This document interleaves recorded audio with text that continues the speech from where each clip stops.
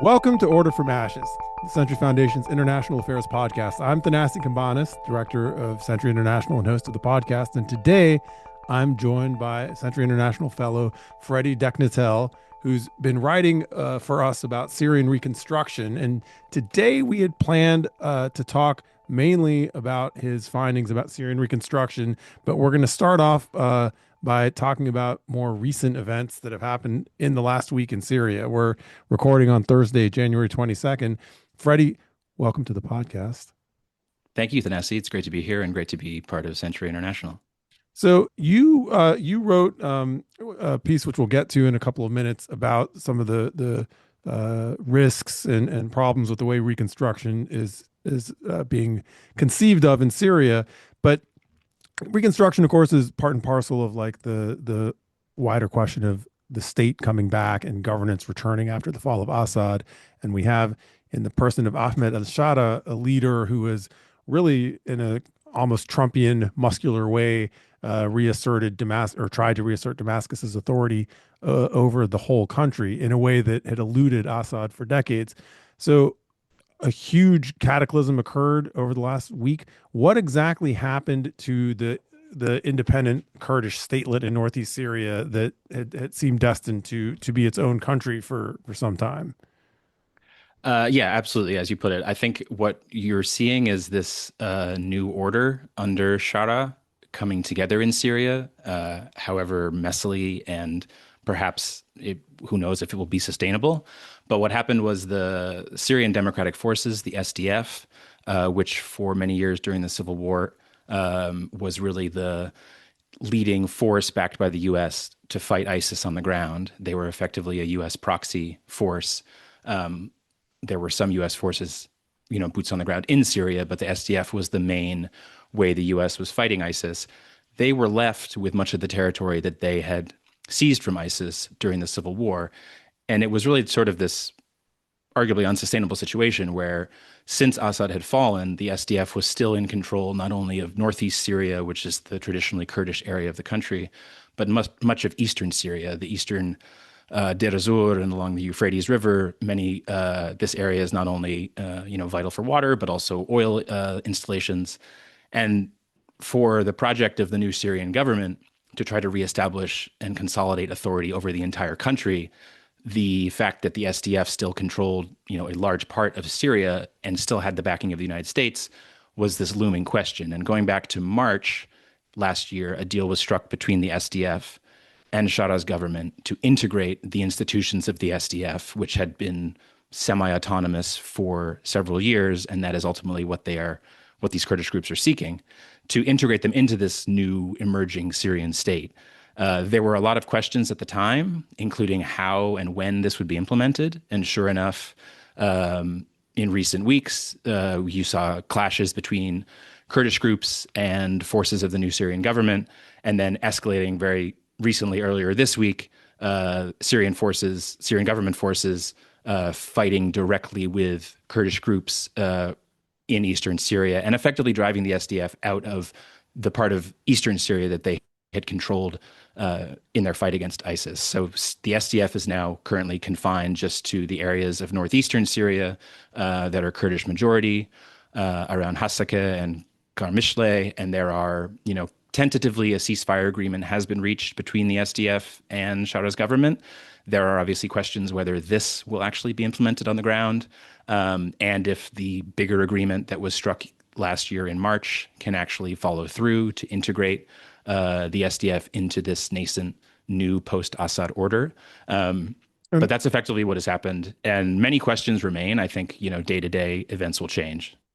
Yeah, and we'll keep this conversation focused through the prism of the question of reconstruction and to a lesser degree governance, because we could quickly veer off into a lot of questions about sectarian tensions and the whole subtext of former ISIS fighters quote unquote liberating Kurdish areas from the SDF. But just institutionally speaking, does the military basically the reconquest of these SDF areas mean that the Syrian government won't have to reabsorb these Kurdish institutions because it'll just have sort of swept them aside and can impose its power through the Damascus-based national institutions? I think that's certainly the fear of Kurdish groups, the SDF is not one and all for all Syrian Kurds. You have many other Kurdish voices and Kurdish interests. The SDF doesn't speak for every Syrian Kurd. So I think there are, but broadly among Syrian Kurds, a question about what will this new government under Ahmed al-Sharaa look like. You couldn't probably have a more different sort of ideology between the SDF on one hand, which, despite its U.S. backing, is basically a leftist secularist group that had really nothing to do with why the U.S. backed it on the ground. They were a very effective fighting force against ISIS. And then you have Ahmed al-Shara's new government, formed out of an Islamist militia, HTS, Hayat Tahrir Hashem, and obviously Shara's own background as a former al-Qaeda fighter. So Syrian Kurds are understandably nervous about not only Shara's promises to deliver on an inclusive and more representative Syria, but whether the gains that they see that Kurds established in the civil war, with a level of autonomy in not only northeastern Syria but eastern Syria as well. The SDF had the aim that they would be able to keep that territory, and obviously that's not happening. There is still some question as part of the deal that the government struck with the SDF that Syrian government forces will not go in to northeastern Syria, that they will keep Kurdish, basically respect the SDF's authority on the ground in the areas around Karmishle and Hasakeh that are traditionally, Kurdish majority areas. But I think this is the overarching question about, and it really cuts through to the core questions around Syria's transition under Sharaa, about whether it can in fact be inclusive, whether all minority groups, not just Kurds, but others in Syria, will have not only their rights respected, but will feel like they have buy-in in this new government. And I think there are, between the sectarian violence we saw against Alawite groups in coastal Syria last year, and as well against Druze groups in southern Syria, Syrian Kurds are right to be worried. The flip side of this, obviously, is that the SDF, by all accounts, overplayed its hand and really took a very maximalist position, either banking on the fact that the U.S. would continue to back it sort of no matter what, and or that they could continue to push to maintain control of this territory that they had effectively won over the course of the civil war, and maintain this very delicate balance with the new Syrian government, in a way that, arguably they had maintained this balance with Bashar al-Assad's regime. They had never really fought the regime directly during the civil war. So I think there is a lot of resentment from the new Syrian government side, from Syrian opposition groups that fought Assad, that the SDF was not engaged necessarily, on their side of the civil war. So there's a lot of resentment, there's a lot of questions, certainly. So we'll come back, I think, to ethnic violence and to the way in which Shara's new government is treating dissenters, ethnic minorities, and others who aren't sort of part of their victorious coalition. But let's shift over to what you have been focused on, which is this question of reconstruction, and also the sort of deal making with the U.S. that Sharaa seems to have been very shrewd at. What is his vision for rebuilding Syria? And let's remind our listeners just how unlivably and thoroughly destroyed the homes of millions of people in Syria are. I think, well, you tell us just to give a sense of scale how many people are still displaced, and how much of the infrastructure and where people live is in literally piles of rubble. Yeah, I think you can't really overstate the extent to which so much of Syria is in ruins. From the capital Damascus, although the center of Damascus was spared the worst violence, the vast outlying suburbs and neighborhoods of the city have just been rubble for many, many years. and half of Aleppo, arguably, the eastern half of Aleppo that was controlled by opposition forces, and which the regime retook with primarily, the support of the Russian Air Force, a heavy blitz that just left half of Aleppo also completely in ruins. The regime strategy throughout the war to reclaim territory was to, bomb a city into oblivion. So Homs as well is completely in ruins.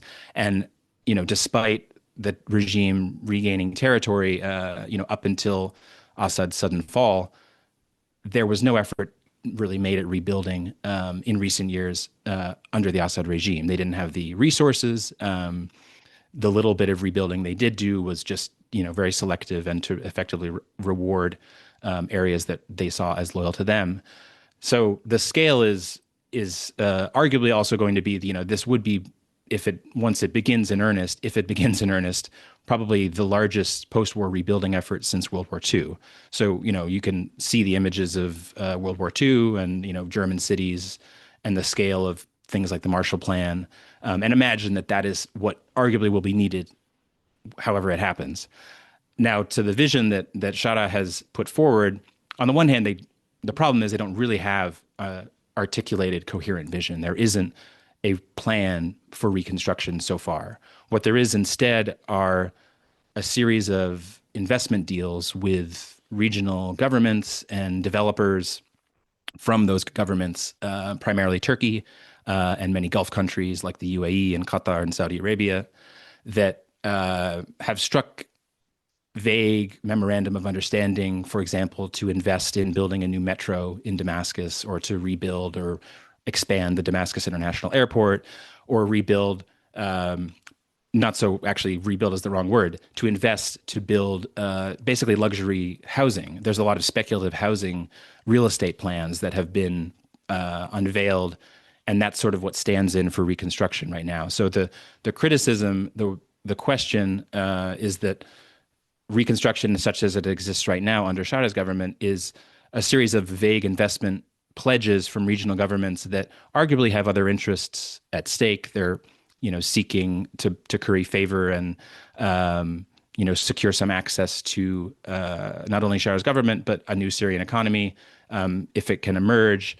And Sharaa has played the United States, I think, very shrewdly so far when he visited the White House towards the end of last year, which was the first visit by a Syrian head of state in Syria's modern history. He's read the tea leaves, I think, very well, and understands that if he can develop a close rapport with Trump, and as well with Tom Barak, who is Trump's special envoy to Syria, also the U.S. ambassador to Turkey, which I think is no coincidence, and also a international financier with a lot of his own personal business ties to many of the countries that are going to be involved in Syria's reconstruction as it's emerging. That Sort of part of a classic Trumpian actor, huh? exactly. It's no surprise that Tom Barak is in the position he's in, and I think what part of Shara's reconstruction agenda, such as it exists right now, is also to sort of signal. On the one hand, what they've tried to signal is that they are not seeking international aid or assistance to rebuild the country. They're going to do it, quote unquote, ourselves through investment. And part of that message is this idea that Syria is open for business, that this is a more business friendly environment after Assad. One of the problems there, I think, is it sort of mischaracterizes the years under Assad. Not only during the Civil War, but preceding the Civil War, where there was this crony sort of neoliberal economy put in place, but under, complete control of the Assad regime. So in some ways, it was already sort of a business friendly environment if you happened to be the right business that was close enough to the palace. And I think that certainly what is happening now is better than the Assad regime. I wouldn't make the comparison directly that this is evoking everything that Assad did, but the risk is that you could end up reproducing a lot of the cronyism, and if not, the outright corruption that defined a lot of the Assad era. Well, and the figures, many of them are the same. Is that right? The The the fig- leading figures of industry investment and sort of Syrian capital, many of them as I understand it, have cut deals with Shada to be more or less rehabilitated so that they will keep their money in the Syrian economy and keep their know-how in the Syrian economy, which, I mean, I think you put it sort of uh, more subtly in saying like risks reproducing old modes of corruption. But like, is there not some actual literal reproduction of systems of crony capitalism that were really destructive for Syria and which are still the way business is being done? Yes, yes. And I think that there have been a few cases of some of the sort of most notorious regime figures. Um, Samir Fawz is one of them who was sort of he positioned himself as kind of the Assad's financier for reconstruction. He left Syria after failing to reach some kind of settlement with the new government. But there are many other Syrian business leaders and business elites who were close to the old regime who have stayed and who have either been able to reach some kind of settlement, quote unquote, with the new government, or have basically just been able to sort of lie low and, by all accounts, still maintain their business interests and ties. So I think that these concerns are very real. The from the Syrian government side, the given the scale of what is required for reconstruction, you can understand on one level why they would seek foreign investment. You couldn't just rebuild the country through international aid and development, even as Shada has said, we're not seeking that. We don't want to be a sort of burden, as I think he used that word. But the way they're going about it is not transparent. A lot of the meetings that have been held to sort of announce new investment deals for reconstruction, a lot of it does evoke the Assad era. You see Ahmed al-Sharaa sitting in the presidential palace, hosting a meeting with foreign dignitary. There doesn't seem to be much of a public process involved, despite this otherwise encouraging sort of reemergence of Syrian civil society, especially in Damascus over the last year or so. There's very little engagement with the government in terms of what their reconstruction interests and agenda might be. You're listening to Order from Ashes, the Century Foundation's International Affairs podcast. I'm Thanasi Kambanis, and today I'm talking to Freddy Deknatel, one of our fellows who's been doing research into Syria's reconstruction. Freddy, let's step back for a second and get you to maybe set the scene a little bit with what reconstruction could or should look like normatively. Like, I mean, and the reason, there's a couple of reasons why this matters in the Syrian case, right? One is because so many foreign countries were involved in the war and owned the destruction, right? And so there's a sort of international responsibility. There's a terrible situation that affects the quality of lives of maybe half of Syria's population, millions of people. And this is a model or cautionary tale, depending on how it turns out, for Gaza and other places, but especially Gaza, that are places experiencing similar levels, or in Gaza's case, even more extreme levels of death, displacement, and destruction.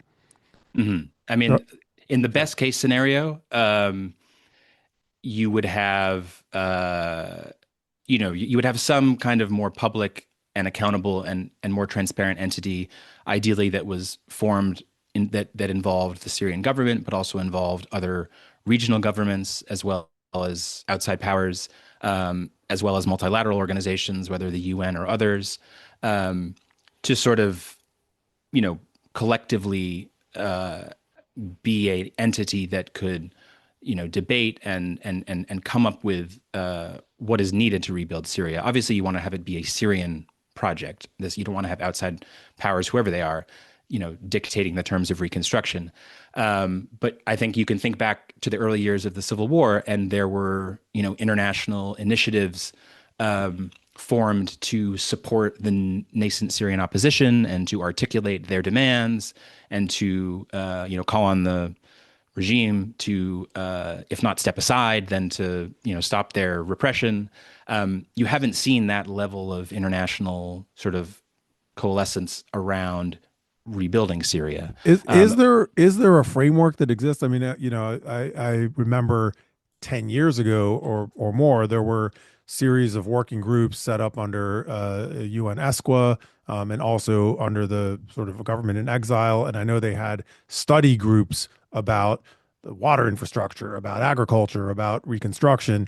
I never found out whether they, did they come up with a plan? Like, is there a book sitting on the shelf authored by dissident Syrians in exile that was ready to be taken off the shelf and used by a post-Assad government? And is that work being ignored, or does that work not exist?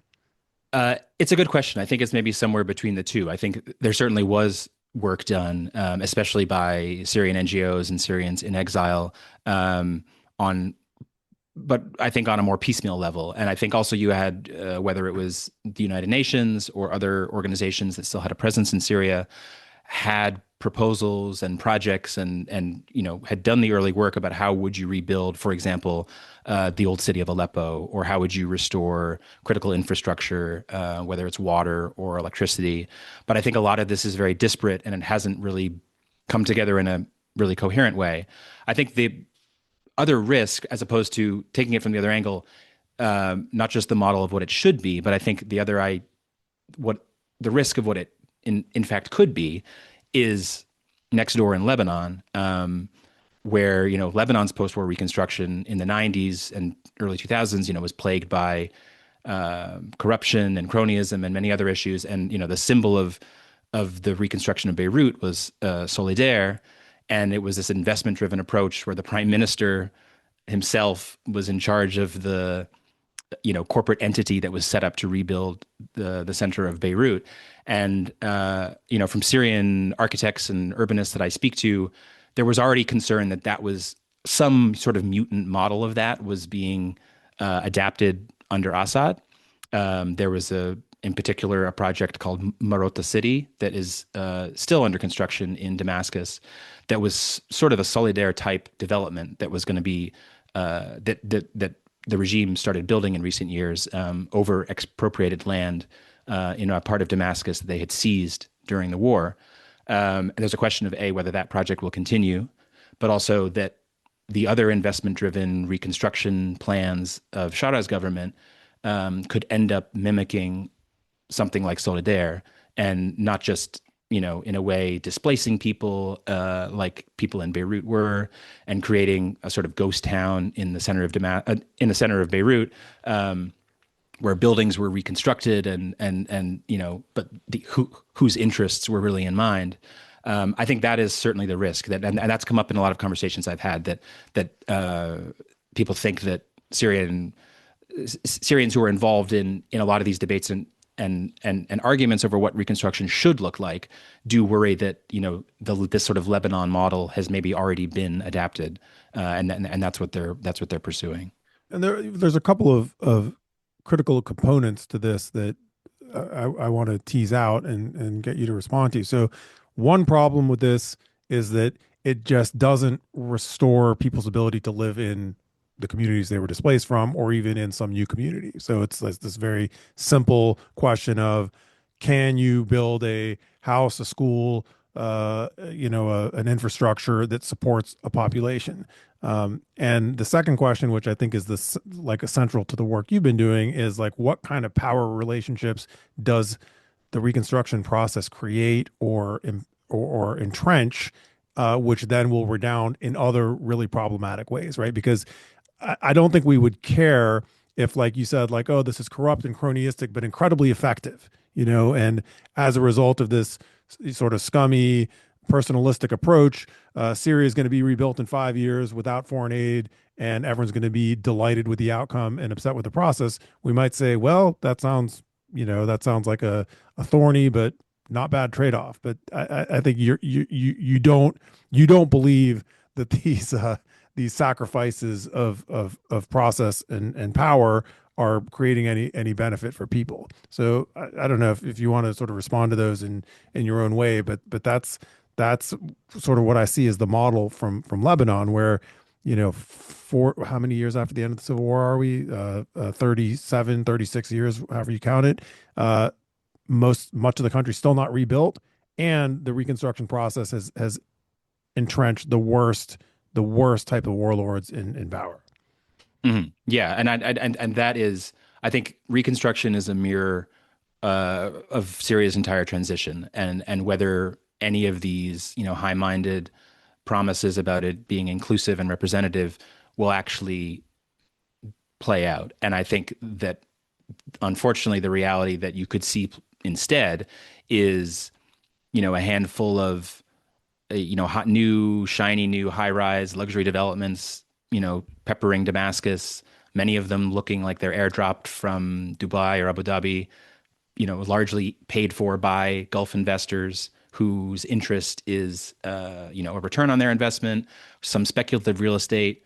Who's really going to live in those, shiny new apartments? Meanwhile, the vast, outlying suburbs of Damascus are still a sea of ruins, and the Syrians who have, returned to live there are just left to their own devices to rebuild however they can. And that is that is what has been happening over the last year, and also for the last several years before Assad's fall. That many Syrians had just taken it upon themselves to rebuild, on a really grassroots level, and whether that was just getting, enough cement or concrete to be able to rebuild the walls of their home, and they can live in a, semi-destroyed apartment. And you see, in Aleppo and Damascus and Homs, whole neighborhoods that are, just skeletons of buildings, and yet you have many people, because they have, no other option, short of maybe still living in a tent in an IDP camp, have returned and have, tried to rebuild a life there as much as possible, absent any kind of reconstruction aid or support. And so I think that is, if that is the Syria that emerges, where you have a different elite, claiming they're rebuilding the country, but, doing things that do not actually respond to the interests of most Syrians, and most people are just left living in ruins, what kind of order, what kind of country would that be? I mean, isn't that how large scale reconstruction does take place when it occurs successfully, essentially through uh, private money, private initiative, some rich people, some individual homeowners who are able to rebuild their one home within a neighborhood of rubble. Um, I mean, I'm not asking this as an endorsement of that approach, but I just want to like ground us in the sheer scale. I was in Duma in March, and it's just like an incredibly dense urban neighborhood where like 500,000 people lived, and there is no structure standing. Right. I mean, this is what the result of the sort of ethnic war of the Assad regime was to punish places that generated dissent by really after defeating the rebels in an area, going in with mortars or dynamite or whatever, and just destroying everything. And this is a level, Homs, the center of Homs, a ghost town, right? These are huge sprawling places where even if you're a rich person, you can't just come in and rebuild your house or your apartment building, because it is, in an area where the entire like several square miles is completely destroyed. So, but on the other hand, I assume that if it were to work, and I actually don't know how the Marshall Plan played out on a micro level in terms of like reconstruction of buildings and infrastructure, I would assume you have to have some kind of ad hoc division of labor where the state creates a legal framework, and maybe takes care of water, sewer, electricity, and then individual capitalists or warlords or cronies or whatever the system in a particular place is actually rebuild the structures that people live in. Yes, and I think the question there is, Syria still lacks many of those things, and all of these. Cronies and There's corrupt plenty of warlords. cronies. There's plenty of cronies and warlords. What they lack is the system of government and laws and accountability and institutions so far that would be able to at least administer and handle this in a way that gives people a sense of buy-in, and also is responsive. And I think that that can still emerge. I think that this is why I think reconstruction is linked to so much of Syria's transition, because new institutions, an actual system of rule of law, a judiciary that can, administer reconstruction contracts, for example. Um, these are things also that will be needed to establish a new Syrian state, such as it is. I mean, the state and the economy, being hollowed out after so much war, but also to what extent, the Assad state can be kind of reformed or refashioned to be more inclusive. I'm wary of using the word democratic because that's not a word that Sharaa himself has used at all. And I think that the idea that this new Syria will be democratic is an idea from abroad that I would many people would like to see that happen, but I don't think that's really what the new government is aiming towards right now. Sure, and the U.S., which has backed Shadaa very closely, doesn't seem to care at all whether he and his regime are democratic. Let me ask you, I don't know, you might not know the answer to this, but um, how is the new government handling the question of ownership and titling? Which we've been talking about the reconstruction as pertains to the sort of violent phase of war in which a lot of Syria was physically destroyed, but preceding the outbreak of that war in 2011, there were decades of expropriation of property by regime allies and cronies, a lot of ethnic disenfranchisement in which Alawites were able to more or less steal or expropriate property from non-Alawites and so on. So there's, maybe half a century, depending on how you carve it, of property being expropriated, stolen, resold for profit by people connected to the former regime. And so when it comes to the question of rebuilding, there's also the question of like whose house is it, whose land is it, who do the people who stole other people's property somehow get to continue to benefit from it? If that's reapportioned, how is it done fairly? So I know that's a question on the table. I don't know how, if at all, it's being addressed. Yeah, it's a major question, and it's one that I need to dig into more. I haven't seen anything to say that it's being definitively addressed. There were during the civil war more draconian decrees from the Assad regime allowing an even more abusive level of expropriation in the name of fighting quote unquote terrorists, that the new government has eliminated or suspended. So some of the worst things that happened during the war are no longer happening, and that's not obviously not just because Assad's gone, but they've rescinded those decrees. But there's certainly a much longer history going back decades, like you said, that a lot of that is also tied to the much thornier question of accountability and even transitional justice, which is its own massive question in Syria, and there's little sign that there's any real concrete movement toward any kind of entity or institution that would be able to address issues of accountability, let alone transitional justice. What do the Syrians, or what does the Syrian government want from the U.S. In this reconstruction process? I think what we've seen is that they want investment. They want Well, and they this is wanted actually sanctions relief, which they got, yeah, right? That was yeah, an early ask that came through very very quickly yeah, and sort of set the stage for all this being even possible. definitely, absolutely. I mean, the sanctions relief was the first first and foremost, and they have gotten that from Trump.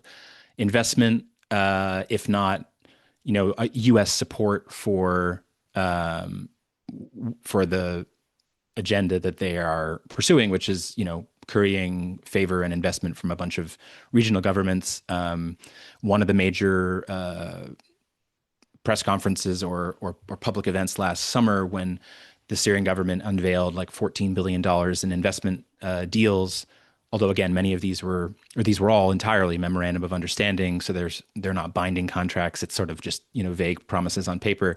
But Tom Barak was there in Damascus for the unveiling of these deals, along with a bunch of other regional leaders. So the U.S. has sort of lent its approval and credibility to a certain extent to this approach to reconstruction. I think what the Syrian government otherwise wants from the U.S., and this is to bring it back to what we were talking about at the very beginning, is they want U.S.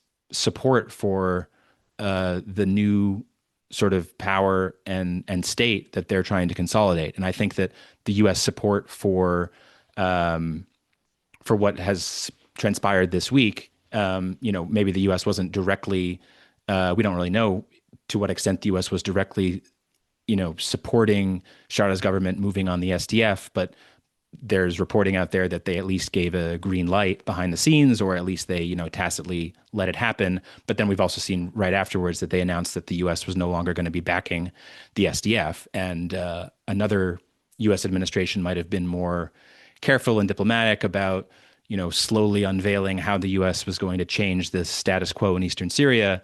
The Trump administration, in typical fashion, just Tom Barak put out a tweet saying that the SDF's reason for existing was Thank you gone. for your Yeah, service. Goodbye. exactly. And so whether there's other, backlash and consequences to that, we'll see. But I think that all of this is reflective of the U.S. now backing Sharaa as the authority, not only in Syria, obviously they're the new government, but they see the Syrian government as their new counterterrorism partner in Syria, either against ISIS or other groups, as opposed to backing Kurdish groups, which they had obviously up until very recently.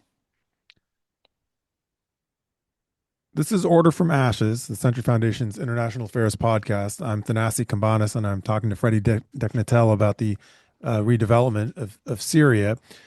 Freddie, in the sort of final segment of our conversation, I want to ask you what's sort of on my mind. I mean, when I read your work and as we've been talking about this, the big problem that looms for me is the mismatch between what is good for people in terms of governance and what is good for regimes in terms of regime preservation. And your analysis looks at how political power in Syria, how the nascent centralized political power under Sharaa is consolidating its own authority, and the risks, and I would say not just the risks, but the likelihood that will translate into deficits or outright abuses of power when it comes to delivering things that Syrians want and need. So I'm trying to phrase this as a question rather than an ill formed curiosity.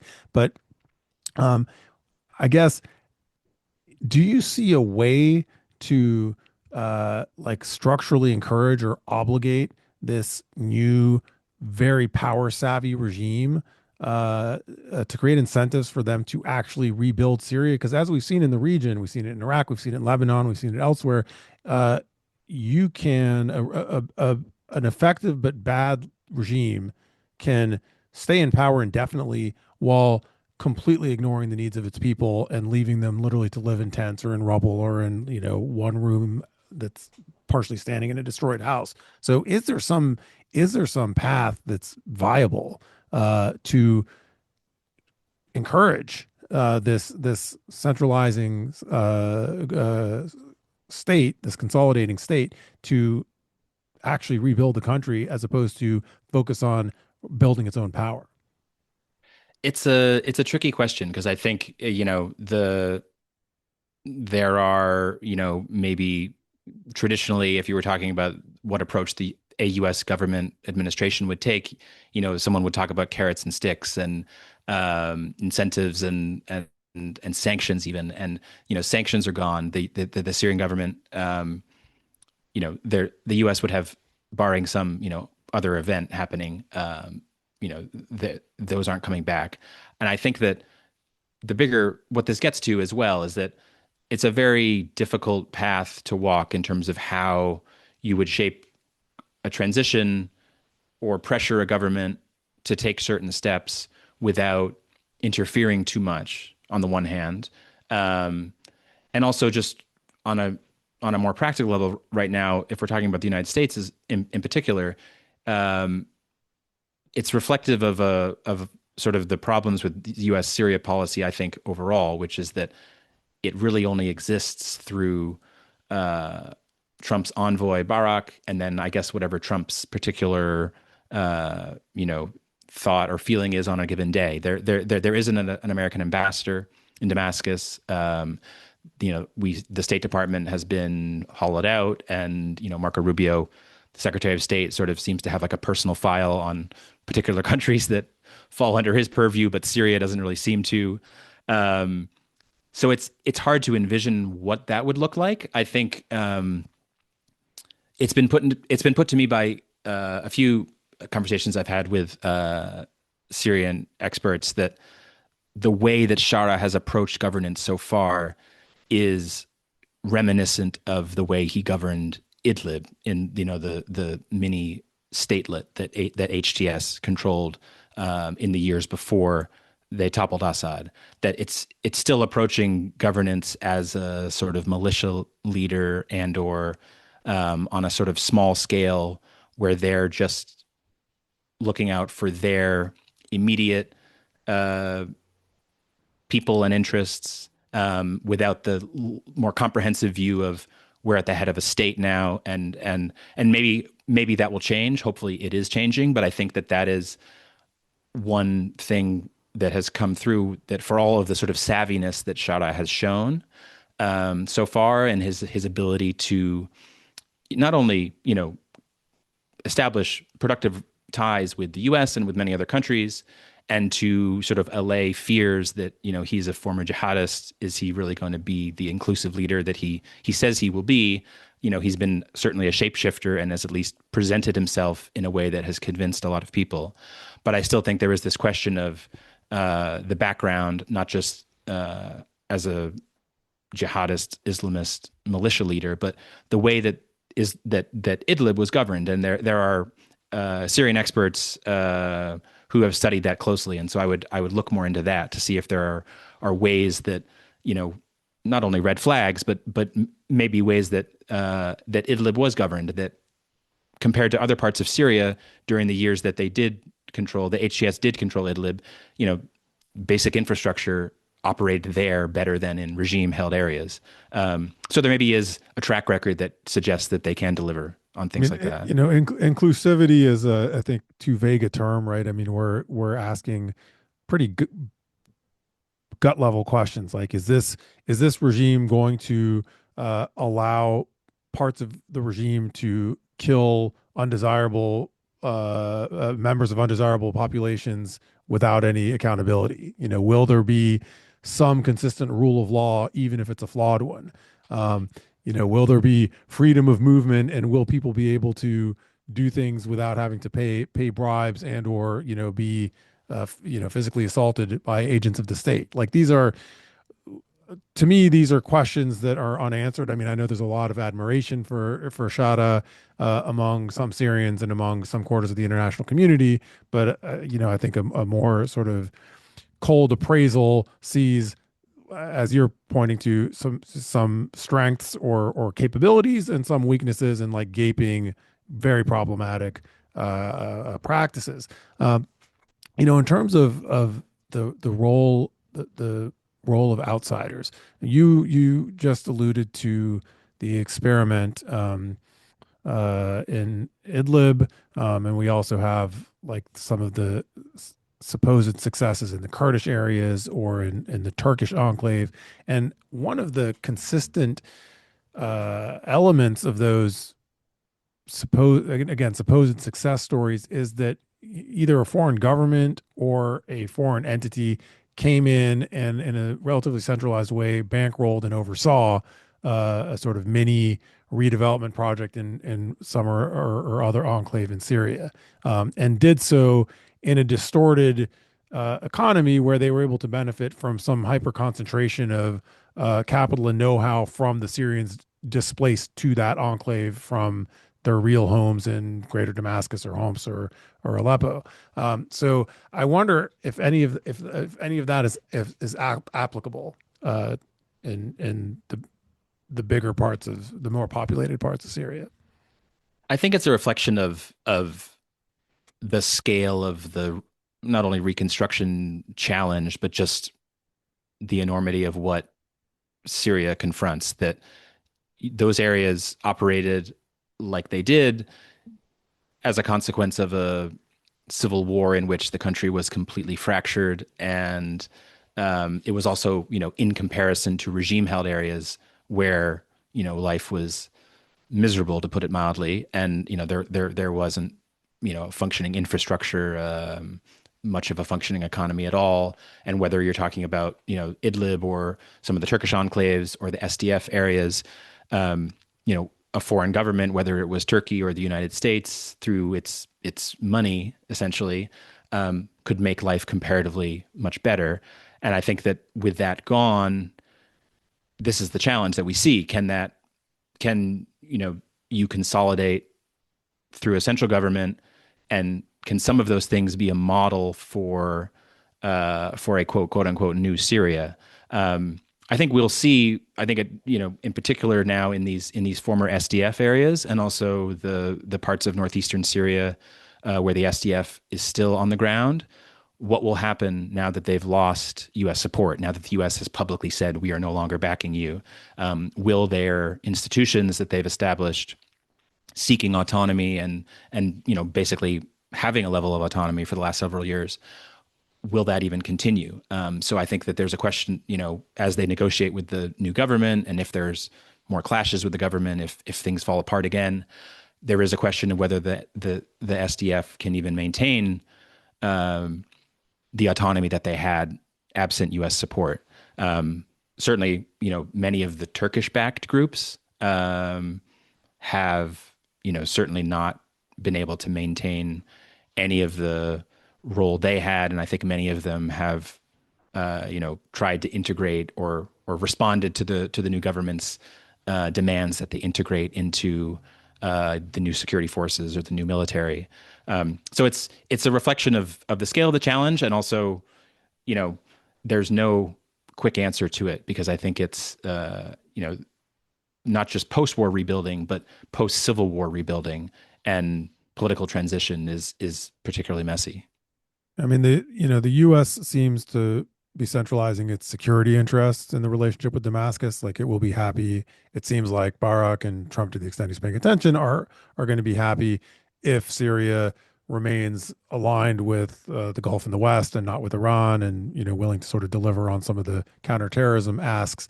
On the contrary, Turkey and the Gulf powers seem to want a much more nuts and bolts operational alliance, and they seem really interested in making money there, right? Which is, I'm not sure, good for the reconstruction project either, but it means that they will be willing to surge capital into Syria. And I mean, this is a shift for the Gulf, right? 10 or 20 years ago, the Gulf was willing to, or Gulf monarchies were willing to spend a lot of money in countries in exchange for political alignment. And as of, I guess, the era of the Arab uprisings, they've gradually shifted to a model where they will bankroll, say, Sisi's regime in Egypt, or a faction in Lebanon, or an ally in Iraq, and so on. But they actually want to make money on their investment, which is like and I don't think they figured out how to do that, but that's definitely the interest. And from the sort of watching from a regional perspective, there is this interesting sense in the Levant that with the opening of Syria, that a lot of the sort of patronage and boondoggles and money laundering that benefited Iraq and Lebanon is going to flow to Syria, because Syria is like a more viable, dynamic place with just, I guess, in this view, with like better odds of actually being a place where someone can make money.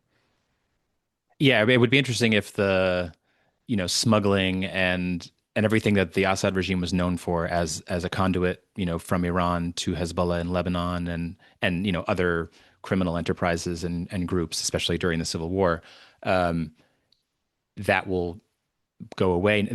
That's gone if Assad is gone, but will it be replaced by a different kind of, if not only illicit trafficking of whatever, but what will emerge, I think, and to take the sort of bigger picture regional view as well, it's been sort of said kind of so much that it's maybe a truism, but whether it was under Hafez al-Assad or Bashar al-Assad, Syria and its quote unquote stability up until 2011, but that, it was a brutally authoritarian regime, but the state was cohesive and held together, unlike Lebanon, unlike Iraq, unlike many neighboring countries, and that Syria was sort of this, you know, hinge for the whole Levant. And certainly throughout the Civil War, you saw what can happen when you have any number of foreign powers intervening in Syria on different sides of a civil war. And what kind of new Syria can emerge now? I think we'll put this be a test for that point about a stable Syria is sort of necessary for the entire region and a linchpin for the region. And if Syria is unstable, if the central government doesn't have authority over large parts of the country, if you have ongoing violence, if not outright civil war again, that it will destabilize much of the region as well. I think that Syria being central to the entire region is something we'll come back to more and more. So last question. I mean, you write about this sort of development conference and the approach that Shada has taken to investment and making plans for development in ways that don't seem to include a political process, right? That are basically him and his very tiny group of central advisors making all the decisions. So do you see the redevelopment space as yet another place in which Shada is establishing himself as a maybe effective but traditional authoritarian? I do so far. I mean, I think that's the like hedging way is to say that's the risk, but I think what we've seen in many cases so far is that if it isn't outright authoritarian, it's as I wrote, it's deeply personalist. I mean, he's the figurehead for every not only meeting that happens, but it looks like he's the decision maker on everything. There is a small circle of advisors and ministers around him, but there's no coherent political process. There's no institutions to speak of really that are doing what he himself is doing. So I think that certainly is the risk, and that whether it's in redevelopment policy or reconstruction or in the way that Syria eventually engages with the UN and international development organizations, if it comes to that, and if Shara is the figurehead for all of that, you end up seeing, a Syria that looks in many ways like the old Syria. You don't have, Shara's, picture everywhere like you did under Assad, and no one's talking about. There's no propaganda about Shara's Syria in the way that there were banners when you would cross the border from Lebanon, "Welcome to Assad's Syria." But I think you could have a different version of that, where you have a leader who has put himself in charge of so many things, and eventually, if as you continue to go down that road, you will start asking yourself more, is this another authoritarian leader? You do have some Syrians who are already, not only worrying about that, but saying that. And it's not a black and white situation. There's certainly many things that the new government has done that have shown itself to be responsive to public pressure, to show that it actually doesn't want to be seen as openly sectarian or as violent in the clashes between the SDF and Syrian government forces. We have not, except for I think a few videos I might have seen online, seen the atrocities and humiliation that we saw in the coast against Alawites or in Sueda against Druze. There hasn't been the sort of ethnic component of the violence that I think people worried would happen if the SDF and the Syrian government were engaged in hostilities like they were. So, silver lining, I guess that's one positive. Yeah, and you really, I think, do a good job of reminding us of the continuity. I mean, okay, so there was this huge break with the dynastic Assad rule after almost half a century, and this sort of overnight sweep to power just over a year ago. But it's still Syria. That's still there's still a lot of the same personalities and figures and ways of doing things. And I think we were very interested in following the money as well as following the violence as a way of tracking what kind of regime Shada and the people around him are building. To what extent is it a break with the past? To what extent is it continuous with the past? In ways that really have an impact on what we care most about, which is, are people able to live decent lives with rights and governance and well-being? And I know that's not the goal of U.S. policy, right? The goal of U.S. policy is to have a Syrian government that's aligned with the U.S. on security issues. But for us, I think what we're interested in seeing is a better polity emerge that is freer and more dignified and also more functional for Syrians. Freddie, thank you so much for coming on the podcast. Thanks for your work. Listeners, you can read Freddie's most recent piece about this at Century International. It's called Syria's Reconstruction Risks Cutting Out the Syrian People. You can find it on our website, which is tcf.org. That's the Century Foundation.org. You've been listening to Order from Ashes. I'm Thanasi Kambanis, the director of Century International, and I've been talking to Freddie Deknatel, one of our fellows and a longtime Syria watcher. Thanks again, Freddie. Thank you, Thanesi. Great to be here.